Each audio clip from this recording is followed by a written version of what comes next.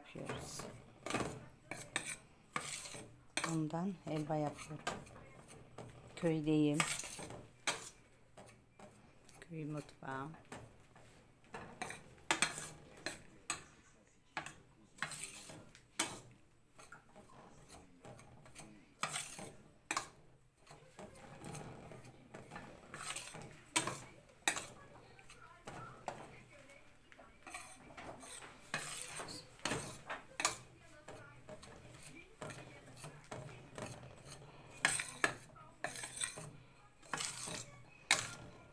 Pembeleşecek iyice.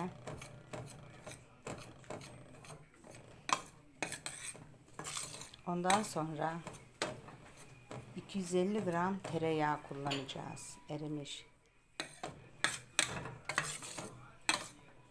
4 bardak un.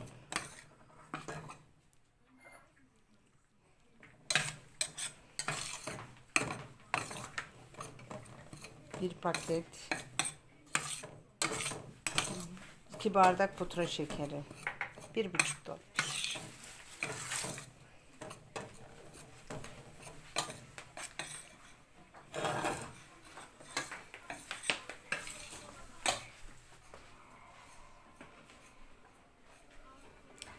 Köyümün manzarasını da atayım size. İşte köyüm.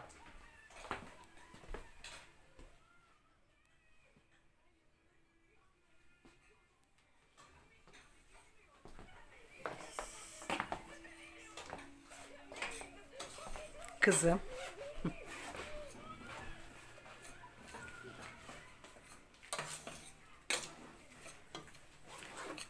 Ben yine mücadele veriyorum. Helva yapıyorum. Neyse. Sen Özlem karıştır bu helvayı kızım. Ben şöyle bir evimizi dolaşayım.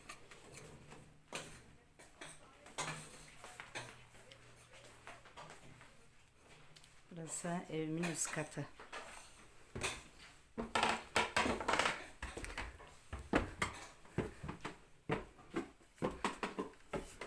Buranın da manzarası harika.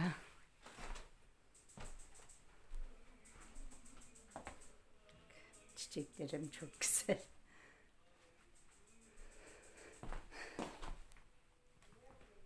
Burası üst katta.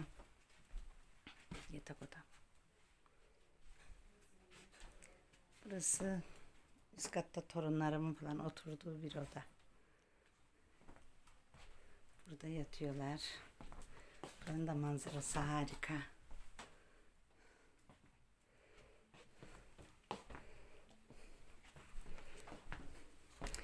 Üst katta banyo tuvaletim var. Böyle banyo tuvalet burası da. Burası işte yatak odası. Eşim şu an çalışma yapıyor.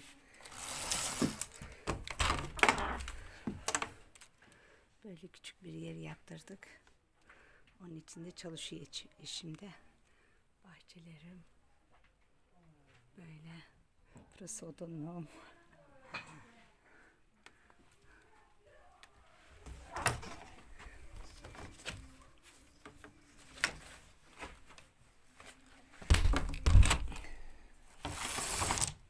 Böyle işte.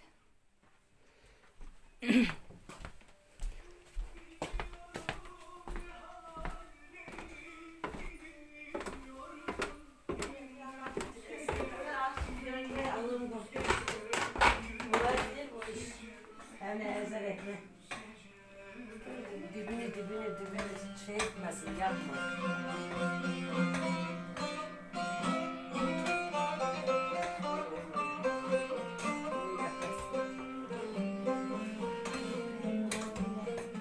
Cem amca gibisin. Helvanın başına geldik gene.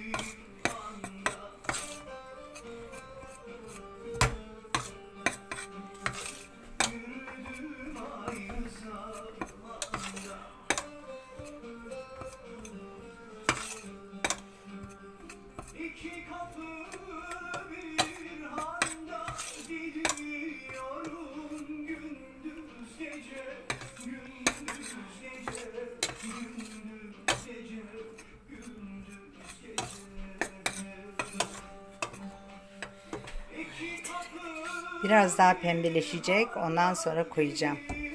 Yağsını, şekerini. Ondan sonra tepsiye koyacağım, yamlayacağım, düzleyeceğim yani. Keseceğim soğuyunca.